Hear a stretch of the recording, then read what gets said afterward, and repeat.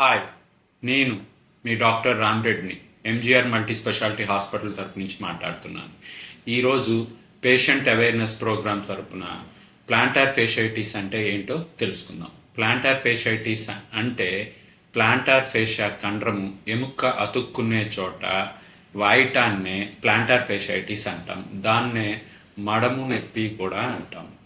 ఇది ముఖ్యంగా క్యాల్కేనియల్ ఎపోఫైసైటిస్ అనే కండిషన్తో ఉండవచ్చు. ఇది ఎవరిలో ఎక్కువ చూస్తామంటే బరువు ఉన్న వాళ్ళు, దెబ్బ తగిలిన వాళ్ళకి, ఇన్ఫెక్షన్ ఉన్న వాళ్ళకి, ఇన్ఫ్లమేటరీ కండిషన్స్లోను, మరియు ఎవరైతే ఓవర్ యూస్ చేస్తారో వాళ్ళలో కూడా ఎక్కువగా చూస్తుంటాం.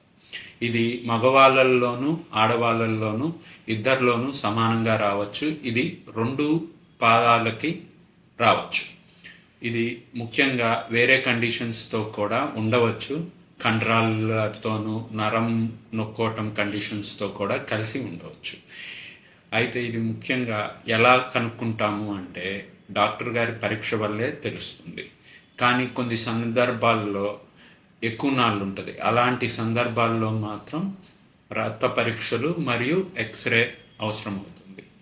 కొన్నిసార్లు ఎక్స్రే రక్త పరీక్షలు కాకుండా స్కాన్ కూడా అవసరం అవుతుంది. అది మనం ముఖ్యంగా సర్జరీకి వెళ్ళేటట్టయితే. వైద్యం ముఖ్యంగా బిళ్ళలు వాడుకోవటము మరియు ఎక్సర్సైజులు చేసుకోవటము, పట్టీలు వాడటము ముఖ్యంగా ఉంటుంది. కొన్ని సందర్భాల్లో ఇది చాలినప్పుడు ఇంజెక్షన్స్ ఇస్తారు. ఎక్కడో అతి రేర్ కండిషన్స్లో సర్జరీ చేస్తాం, కానీ దానివల్ల కొన్ని చిన్న చిన్న ఇబ్బందులు ఉంటాయి. అందుకు పూర్తి వివరాలు తెలుసుకోవటం కోసం మీ డాక్టర్ గారిని మీరు సంప్రదించవచ్చు. Thank you very much.